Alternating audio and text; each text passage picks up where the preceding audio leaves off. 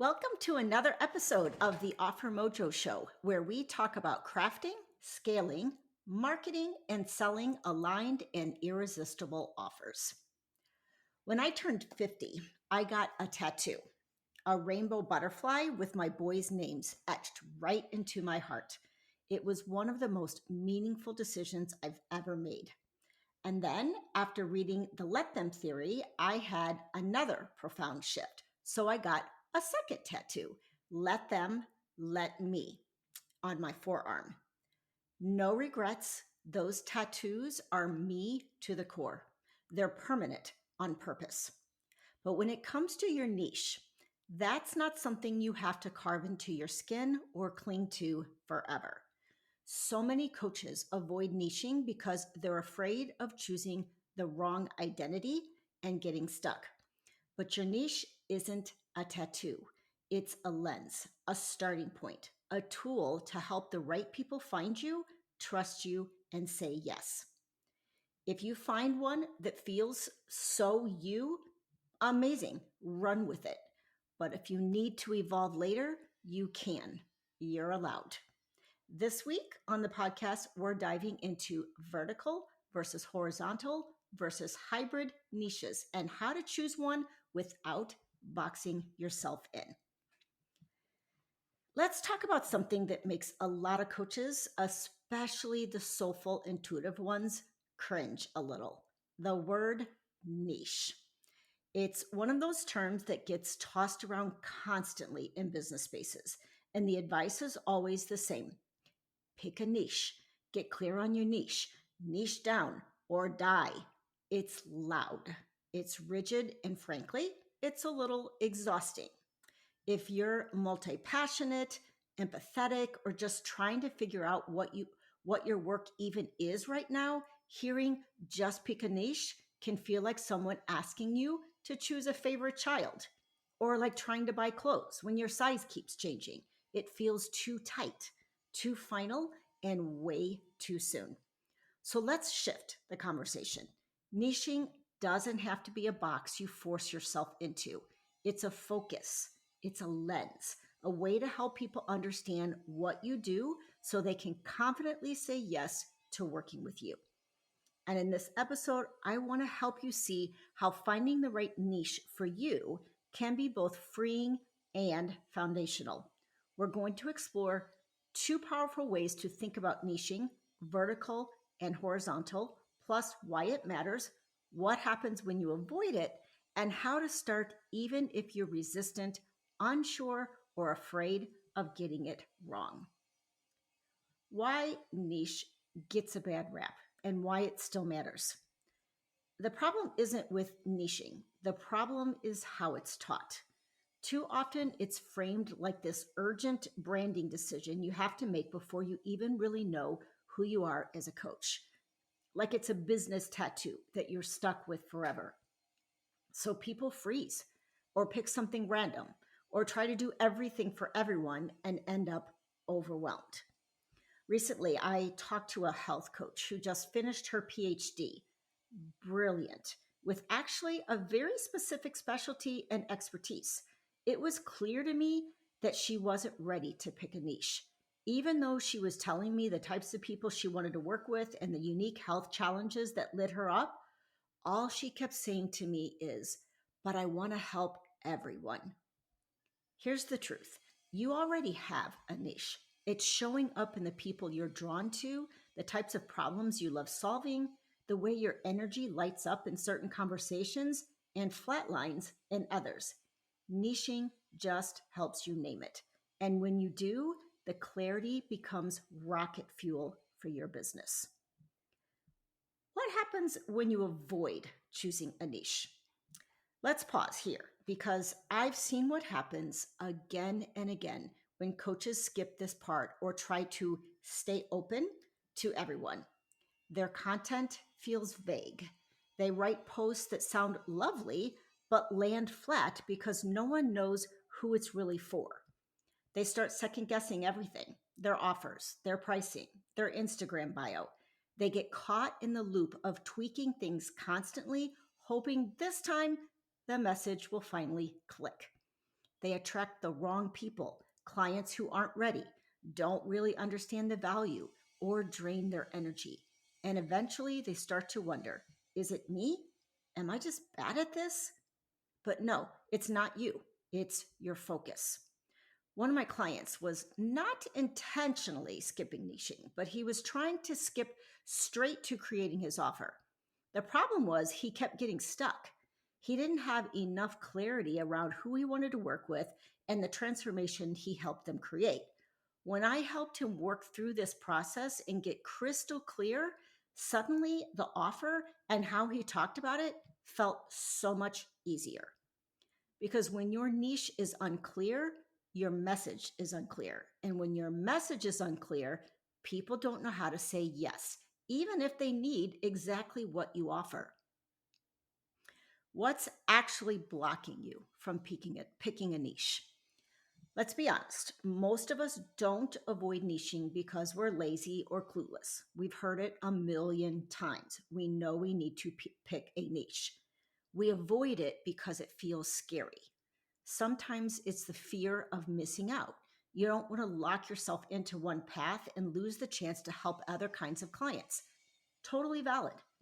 Sometimes it's the fear of getting bored. You're creative, you evolve quickly. What if you pick a niche and then outgrow it in 6 months? Trust me, I've been there and I have felt like a flake more times than I can count. Other times, it's visibility fear. If you name something specific, like I help newly divorced women rebuild their identity, now you're on the hook. You've declared something. You might be judged. You might feel exposed. And sometimes you're not even sure what you like doing yet. You've done a few practice sessions, maybe worked with a friend or two, but it still feels like you're trying to find your rhythm. I get all of that, truly.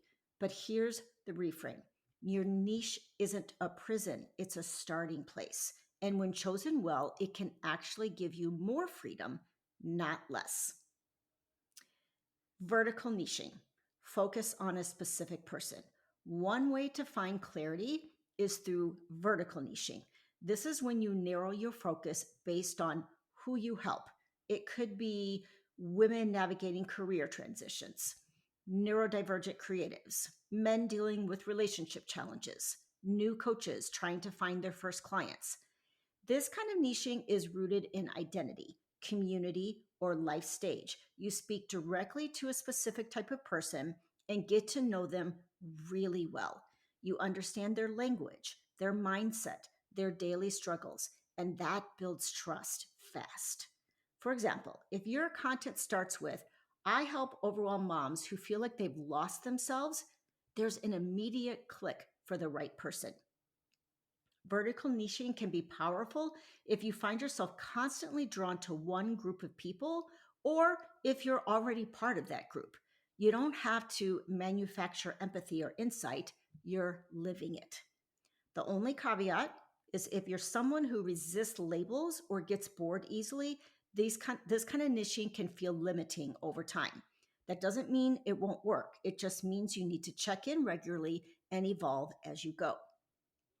Horizontal niching, focusing on a specific problem. The second option is horizontal niching, and this one's all about what you help people do. Here, you're not narrowing based on audience, you're getting clear on your specialty. For example, confidence coaching, burnout recovery, nervous system regulation, business offer strategy.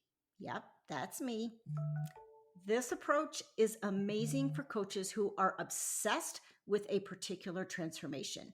You love helping people overcome fear or heal trauma or get clarity on their next steps. It doesn't matter if your client is 24 or 64, entrepreneur or artist, the problem is the common thread. Horizontal niches are great because they give you flexibility across audiences, but the messaging has to be sharp. Saying I help people feel more empowered is vague. Saying I help anxious overachievers quiet their inner critic and feel at peace in their own mind, now we're talking. Here's one tip: the more concrete your result is, the easier it is to sell. Even if you're working with deeply emotional or spiritual work, naming the shift clearly helps people recognize themselves in your message. Hybrid niching, the sweet spot for many coaches. Now, here's where it gets interesting. You don't have to choose one or the other. Hybrid niching is when you combine a person and a result. You get the best of both worlds, clear audience and clear outcome. Think empowered dating for late blooming queer women, nervous system healing for high performing athletes, career clarity for sensitive, ambitious women, or visibility coaching for healers who hate social media. For example, a coach might blend identity and outcome, like I help introverted women entrepreneurs sell with confidence without becoming someone they're not. That's vertical, introverted woman, and horizontal, sales confidence. Boom. Clear, compelling, and emotionally grounded.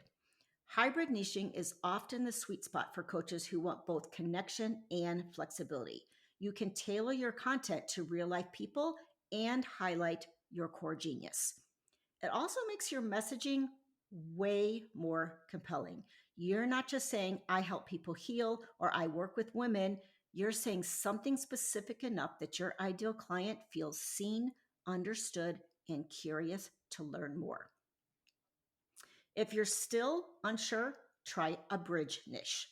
Still don't know which way to go? Try this. Pick a bridge niche. It's like a draft version of your niche, something you can use to get momentum while you're still figuring things out. It's not forever, it's just for now. Maybe you start by offering clarity coaching to new grads, and later you realize you're more interested in helping women in midlife transitions. Great, you've learned something, you've evolved. Now you can pivot with purpose. Your niche isn't permanent, it's a tool to help you focus your message and attract the right people. And the faster you start experimenting, the faster you'll refine it. How to choose your best fit niche. Here are a few questions that you can sit with or journal on. Who are you naturally drawn to? What kinds of problems do people always come to you for? When do you feel most confident in your work? Which clients or sessions give you energy instead of draining it? If you could only offer one transformation for the next year, what would it be? Don't force it. Don't overthink it. Just notice what themes keep showing up. Sometimes the niche is already there, you just haven't named it yet. Here's a final thought. Niche is just clarity. Anything you're feeling right now, I've been through it myself. When I first started as a business coach, I brought in everything I knew: branding, marketing, launches, systems, operations.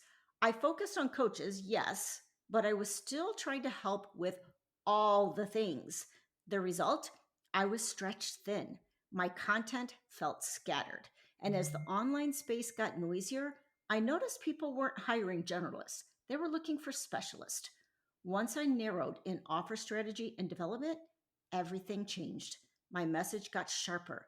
People started calling me the offer magician. They finally got what I did. And more importantly, I did too. Now I support coaches and wellness experts who want to build transformational offers they can scale with confidence. And that hybrid niche has given me clarity, consistency, and space to grow. At the end of the day, niching isn't about limiting your magic. It's about helping your people find you faster and trust you more deeply. It's about building momentum instead of chasing random opportunities. It's about stepping into your expertise so you can build a business that actually feels good to run.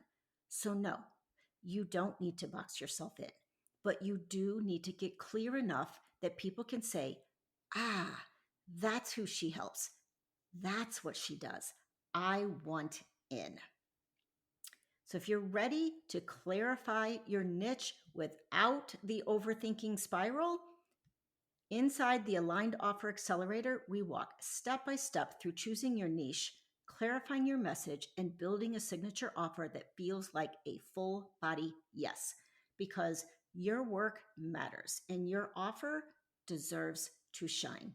So join the Aligned Offer Accelerator and finally get clear on what you're here to do. If you're not sure if you're ready, just book a free consultation and let's chat.